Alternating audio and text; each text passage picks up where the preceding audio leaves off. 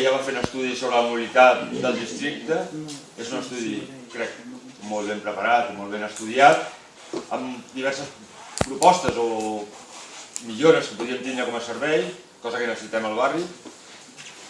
I, bueno, més que res era això. Jo, si de cas, faria una petita introducció perquè tots els que ens coneixem sabem que hem estat 2 anys mobilitzant-nos per reclamar el metro, sabem que han desaparegut línies d'autobusos i que han posat altres línies d'autobusos, sabem que hem estat parlant amb el regidor durant molt de temps demanant quines condicions tenia el metro, què és el que li faltava per acabar, quanta d'inversió queda, tot això, no? Tots recordem la línia 10, que és la nostra, però en canvi la línia 10 sí que hem trobat la inversió necessària, que és la que anirà de Collblanc a l'aeroport, cosa que ja té un servei donat, no? Vull dir que tothom pot anar-hi amb autobús o pot anar-hi amb tren. Nosaltres no tenim res, nosaltres recordem que quan hi ha qualsevol acte a la plaça Espanya quedem incomunicats, no podem sortir, no tenim manera de moure'ns. Només cal recordar per Cap d'Any, que els autobusos s'acabaven a les 10 de la nit i es començaven a servei a les 2 de la nit. Vull dir que teníem 4 hores que estàvem incomunicats. Entre altres coses, a part, no tenim serveis per anar ni els metges per les nits, no tenim serveis per sortir amb la mobilitat que més o menys tenim necessària. Qualsevol activitat que faci la Gran Via, qualsevol cosa que passi a la Gran Via, ens quedem aïllats. Per tot això vam convocar aquest acte, precisament per parlar amb tots vosaltres, per discutir, per intentar trobar solucions a tot plegat. Jo crec que ells poden fer bones aportacions, espero que us agradin i farem més o menys una mitja intervenció del Josep Garganter, mitja intervenció de l'estudi de mobilitat i després estarem a disposició vostra per a qualsevol dubte o qualsevol aclariment. Seguidament us presento el Josep Garganter, treballador de TMB i estudiós de mobilitat.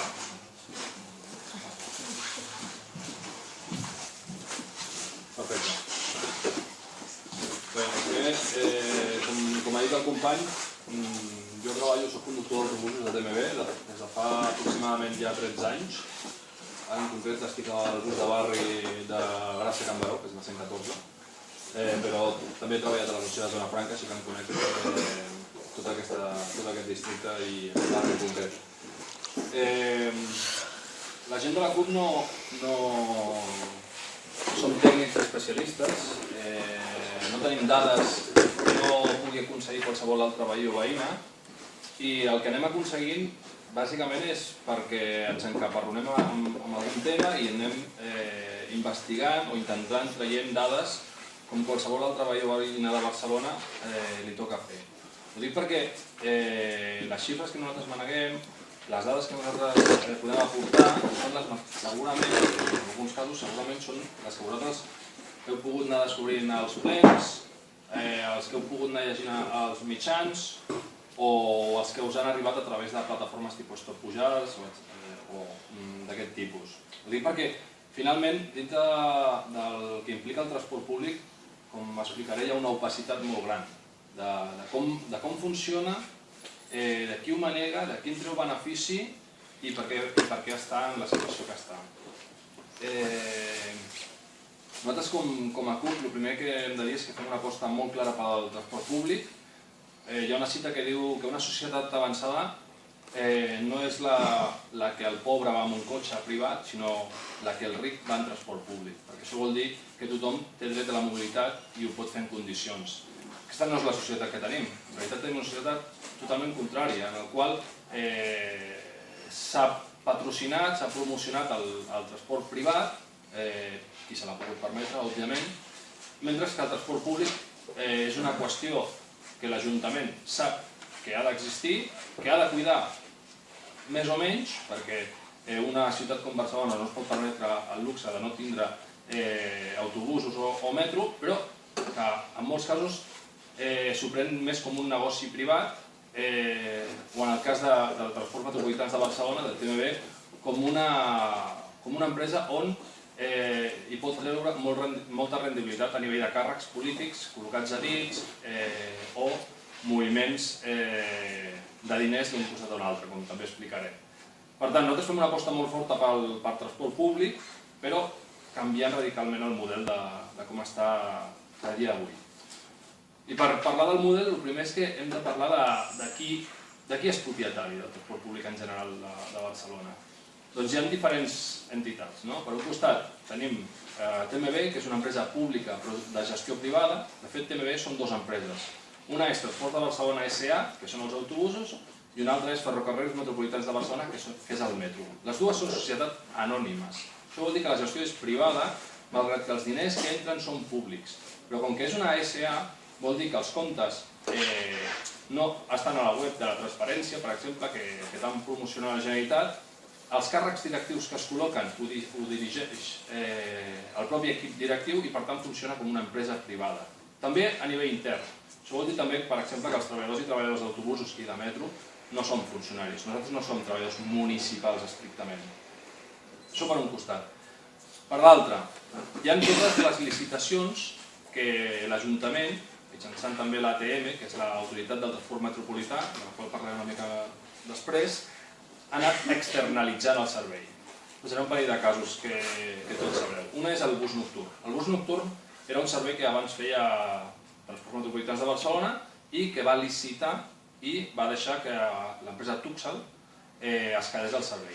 L'empresa Tuxal és una empresa que van crear bàsicament el PSC i la UGT, en concret un senyor que es diu Casquete, que igual a alguns us sona, i que va ser i continua sent una de les empreses que han finançat el Partit Socialista i, de fet, en els mítings del Partit Socialista, les famílies i els propis treballadors de la Tuxal, perquè si volies treballar a la Tuxal t'havies d'afiliar al PSC i a la UGT, eren els que omplien els mítings quan es feien aquí a Barcelona. Finalment el senyor Casquet el van apartar perquè havia ficat mà a la caixa de les pensions de la Tuxal i ara, no sé si ho heu escoltat, heu vist alguna cosa pels diaris o per la televisió, la Tuxal perdrà la licitació, després d'anys i anys de beneficiar-se'n, perdrà la licitació per una altra empresa que es diu Alsa, que curiosament és on està assessorant el senyor Casquet, un cop el van fer fora de la Tuxal. Una altra licitació és el bus de Nou Barris. El bus de Nou Barris també va haver un moment en què podia haver retornat a TMB, però TMB va preferir externalitzar-la i que se la quedés Segalés, que alhora va crear una altra empresa que es deia Bus de Nou Barris.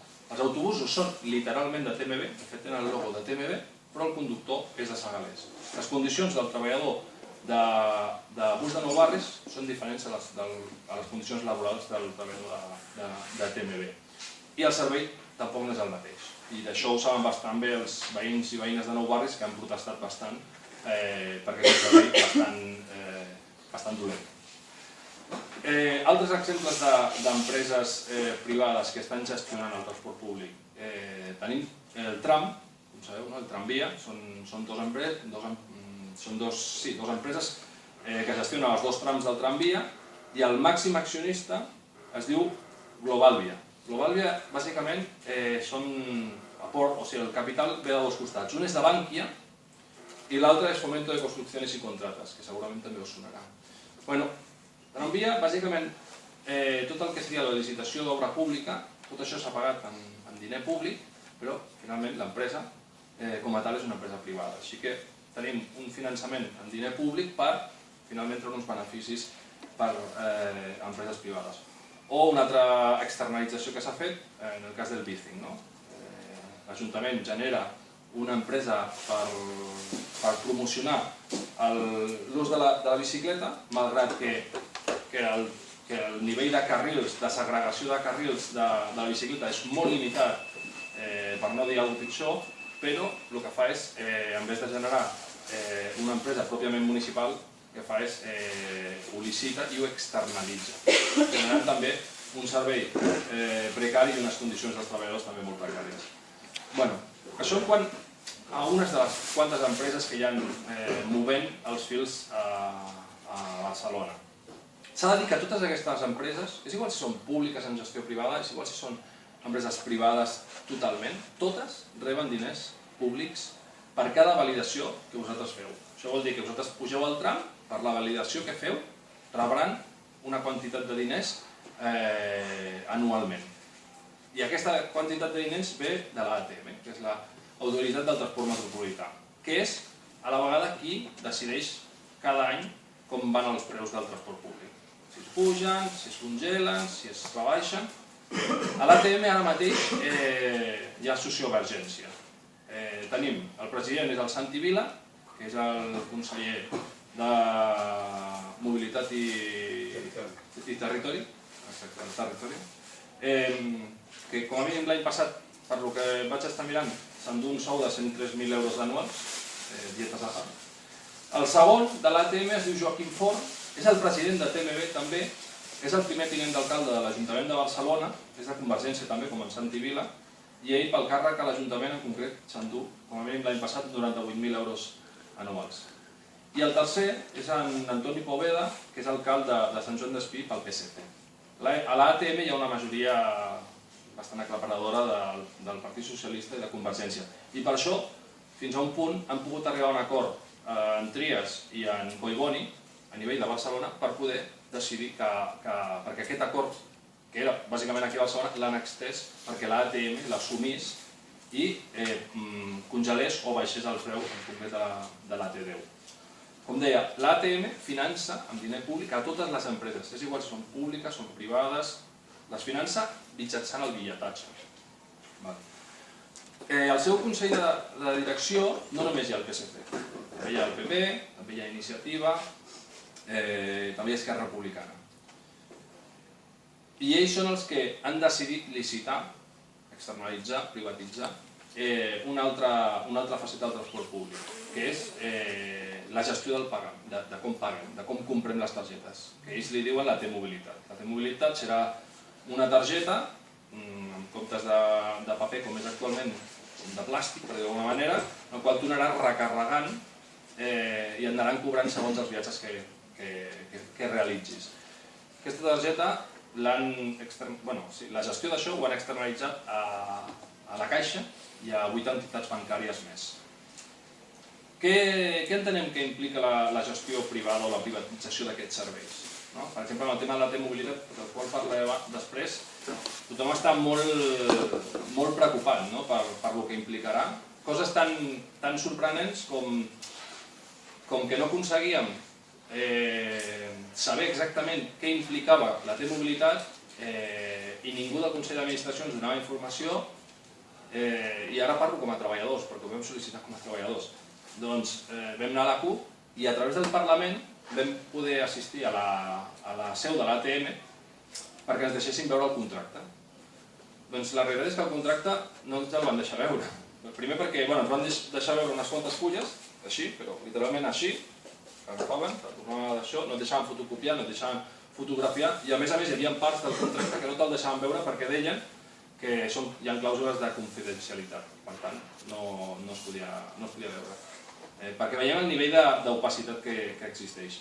Per tant, nosaltres entenem que aquesta gestió privada i la privatització implica, una, traslladar diners públics cap a mans privades. Dos, empitjora el servei. Una empresa privada mira pels beneficis, no mira per si el servei és millor o pitjor, mira per reduir els costos. I no només empitjora el servei, sinó que també empitjora les condicions laborals dels seus treballadors i treballadores, que finalment som els que us transportem. Tota aquesta privatització o aquesta gestió privada genera, com deia al principi, una opacitat total de com funciona. Alguns exemples, a TMB sabem que hi ha 603 membres de l'equip directiu que estan fora de conveni. Amb l'edat que teniu tots sabeu el que és un conveni col·lectiu, correcte? Doncs a les dues empreses, entre les dues empreses hi ha 603 persones que no estan dintre del conveni. Ho sabem no perquè ens hagin donat la informació, sinó perquè quan hi ha eleccions al bus i al metro mirem quanta gent vota i veiem que hi ha gent que vota que no són del conveni, malgrat que voten al comitè d'empresa. Aquestes 603 persones han tingut fins no fa massa els sous molt tapats, totalment tapats. També va ser arrel que vam anar a la CUP al Parlament i vam dir intenteu treure mitjançant la Conselleria de Mobilitat i de Territori, del Santi Vila, pregunteu-li a veure quan guanya aquesta gent, perquè finalment està vivint del diner públic. Després de molt insistir, van acabar traient un document en el qual parlaven de franges, per exemple, els que estan a dalt de tot guanyen 105.000 euros a l'any més uns 21.000 euros de dietes. Però no et diuen quants n'hi ha a Nadal, no et diuen si la franja és de 105.000 a 120.000, no, diuen un total. Mentre que les taules salarials dels que estem entre convenis estan totalment especificats, els plusos que tenim, el sou base, etc. Coses que també hem anat descobrint, perquè treballem a TMB, doncs que tenim cotxes oficials. És una empresa de transport públic, però tenim cotxes oficials que utilitzen els directius. Fins al cas surrealista en el qual l'actual vicepresident executiu, Didac Pestanya, va tenir que anar a una reunió a la FAB, suposo que sabeu on està la FAB, no? Allà en un carrer molt estretet. Doncs va enviar pel matí el seu xòfer per veure si el cotxe passava bé, i a la tarda va anar amb el xòfer perquè veure que el cotxe efectivament podia passar fins a la porta de la FAB. Això ens ho van explicar ells. Però, per exemple, parlant d'aquest vicepresident, és en Didac Pestanya. Didac Pestanya va ser alcalde pel PSC durant 20 anys a Gavà. Després de 20 anys sent alcalde de Gavà, 2 anys abans que arribessin les eleccions, va cedir la plaça a un altre i ell va aparèixer a TMB, en un càrrec que no existia. Nosaltres teníem president, teníem conseller delegat, però no teníem vicepresident executiu. Doncs li van fer un càrrec a mida. I allà està, segueix estant a la vicepresidència. Altres casos que hem anat descobrint. No sé si us recordeu si em pots avisar, perquè si no veig que em passaré de temps segur. No sé si us recordeu de fa uns anys, quan estava el Montilla al Parlament, la Mònica Terribas feia un programa d'entrevistes i li va fer una entrevista, suposo que el devia apretar molt, com això ho van entendre, i el que llavors era el que estava a l'autoritat metropolitana del taxi de Barcelona va ser tan poc intel·ligent que en el seu Facebook va posar que la Mònica Terribas estava mal follada, i ho va posar així. Aquest home el van fer dimitit de tots els càrrecs a l'Ajuntament que tenia, que eren uns quants, també de l'autoritat metropolitana del taxi, i ha acabat la TMB. I de fet està fora de conveni, i està a l'àrea jurídica de TMB. Un altre cas, un diputat del PSC de l'Hospitalet que va començar com a regidor a l'Hospitalet, va acabar estant diputat al Parlament, després va acabar diputat al Congrés espanyol, s'ha passat aproximadament uns 20 anys sense estar a l'empresa, se'n va anar sent conductor, va agafar una excedència política, és totalment legal. Quan a les últimes eleccions el PSOE va perdre bastants diputats, ell no va entrar i va tornar a l'empresa. I nosaltres li vam preguntar a la cap de personal que no el veiem a la cotxera, que on estava. I ens va dir, perquè després vam descobrir que estava de directiu ja, òbviament, de relacions internacionals, de TMB, etc. I ens va dir, literalment, home, que un home així, amb aquests càrrecs i que havia sigut diputat no anava a tornar de conductor, com si fos algo dolent ser conductor, però bueno, ja es demostra el classisme que desprèn aquesta gent. I com això, doncs, pàrquings privats pels directius, places de pàrquing privades pels directius, busos d'empreses privades per traslladar la gent de les oficines, també molt sorprenent, tenint en compte que som una empresa d'autobús. Nosaltres entenem que la privatització, que la gestió privada implica tot això, implica tota aquesta opacitat. Implica malbaratar el diner públic, també, i l'implica, perquè malbaratar el diner públic sent conscients que no és un delicte. Ja sé que us sorprendrà, però nosaltres vam posar una denúncia per malbaratament de diner públic de l'empresa i el jutge finalment ens va dir que això no era un delicte. Si no podíem demostrar que a canvi del que havien fet, havien rebut algú, doncs, que podia ser una política molt equivocada, però que no era un delicte. Convergència ha fet bàsicament seguidisme en política en aquest sentit, de privatització, externalitzacions, del que ha fet el tripartit o el bipartit durant 30 anys. De fet, com a treballadors, quan va guanyar Trias l'alcaldia, ens vam reunir amb Joaquim Forn, el president de TMB, i amb Eduard Freixedas, que és el regidor de mobilitat, li vam preguntar si anaven a recuperar, a municipalitzar el bus nocturn, el bus de nou barris, què anaven a fer amb el servei, si el anaven a deixar com estava. Ens van prometre que no anaven a retallar res del servei ni que ens anaven a retallar les condicions laborals. Van fer les dues coses, van retallar el servei i ens van retallar les condicions laborals. I, òbviament, no van recuperar a mans públiques tot el que ja estava privatitzat. Nosaltres, com a CUP, òbviament, defensem que s'ha de municipalitzar totes aquestes empreses del transport públic, primer perquè és l'única manera de poder tindre una transparència absoluta de tots els diners que es mouen i segon perquè s'ha d'acabar amb aquestes empreses que són autèntiques repartidores de càrrecs i de diner públic a mans privades. Segon punt, tema retallades del servei.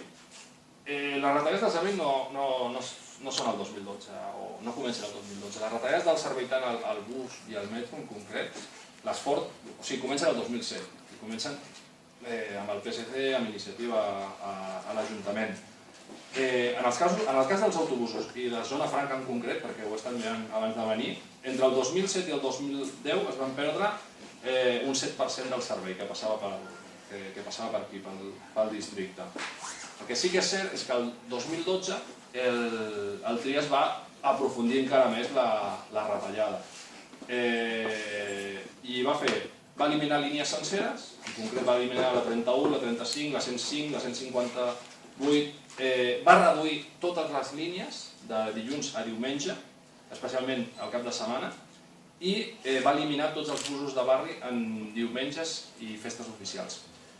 Tots no, error. Em va deixar dos, la 111 i la 116. La 111 va al Tibidabo i la 116 va al Parkway.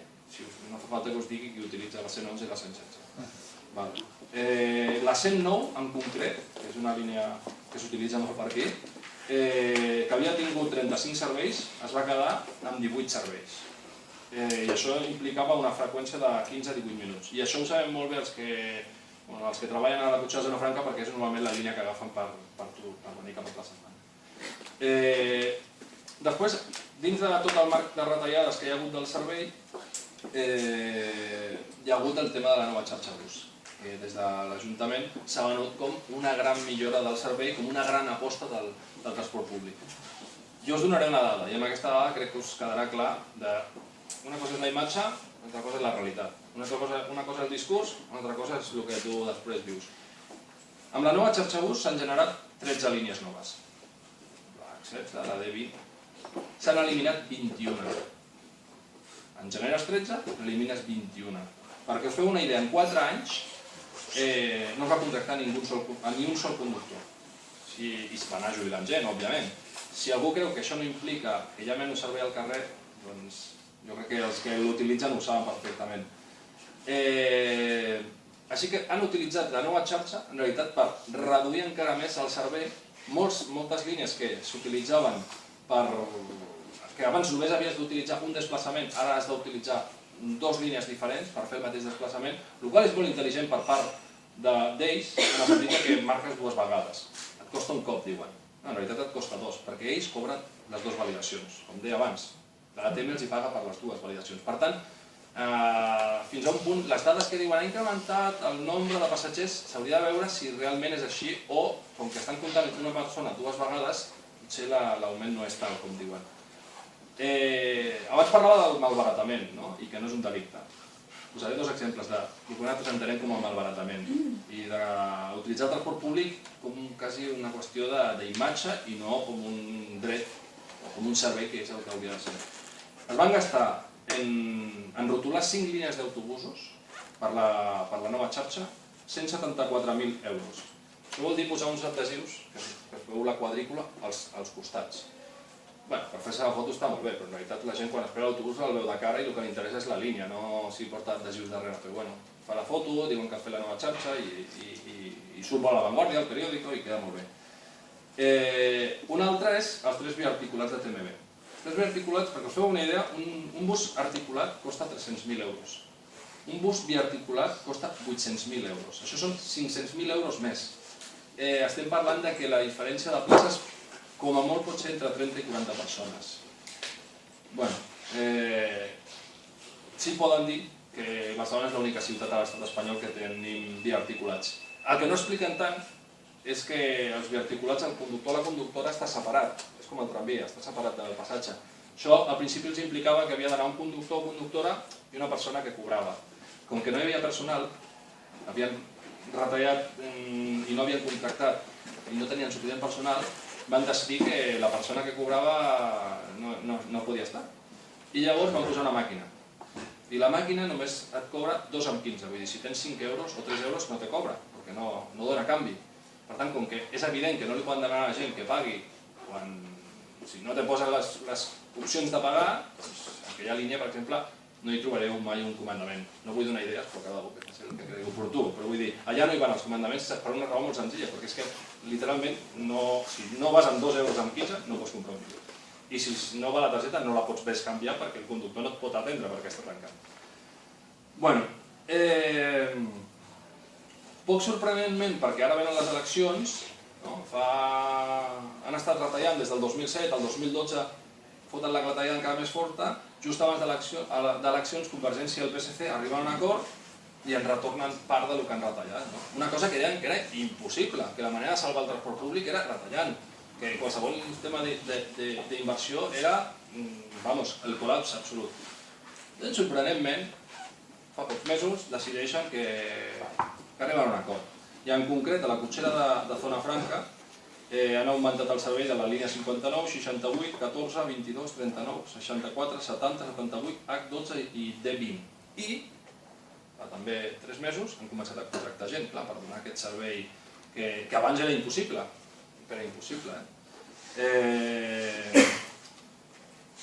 En el metro ha succeït més o menys 3/4 del mateix, però ells ho han patit més en el sentit del servei que donen a les persones que van al metro, en el sentit que han reduït molt el personal i això vol dir que igual 5 persones s'encarregaven de 3 estacions i ara una persona s'encarrega de 7 estacions. Això vol dir que si no te va la targeta o se t'han menjat això, t'hauràs d'esperar bastant a que vingui algú a atendre. Evidentment, les retallades no només han anat al servei, sinó que també ens han retallat les condicions laborals dels treballadors i treballadores del bus i del metro. La mala notícia per vosaltres és que ells pensen posar la línia 9, la que va a l'aeroport, al funcionament al gener-febrer de 2016, ja li van portar a donar una volta al president del Congrés Mundial del Mòbil, que és bastant més important que tots nosaltres, per ells. Doncs al gener-febrer diuen que el 2016 la posen en marxa. La línia 10, que és la històrica reivindicació d'aquest districte, d'aquest barri, doncs no té data i de fet no està acabada del tot. Avui he trucat a un company del metro que treballa en aquest tipus de línies i li he preguntat com està i diu, això no té data i hi ha com moltes coses per fer. Nosaltres com a proposta, òbviament, el que diem és que s'ha de recuperar tot el servei d'autobús i metro de TMB eliminat o reduït des del 2007. S'ha de posar en funcionament la línia 10 prioritàriament, bàsicament perquè el que ha dit el company, la línia 9, que és la que va a l'aeroport, hi ha diverses vies per arribar-hi. Una és el bus de TMB, que és el 46, després està l'Airbus, després està Rodalies i ara han licitat un tren llançadora també. O sigui que tens ara mateix 3 i tindràs 4 mitjans diferents per arribar-hi. Tercer punt, tema preus, perquè mentre ens han anat traient servei o empitjorant el servei, els preus han anat pujant també. I només podien pujar, perquè si no pujaven col·lapsava també, aquest era el discurs, si no col·lapsava tot el sistema de transport públic. Perquè ens fem una idea de com han anat pujant les coses, al gener del 2012 el bitllet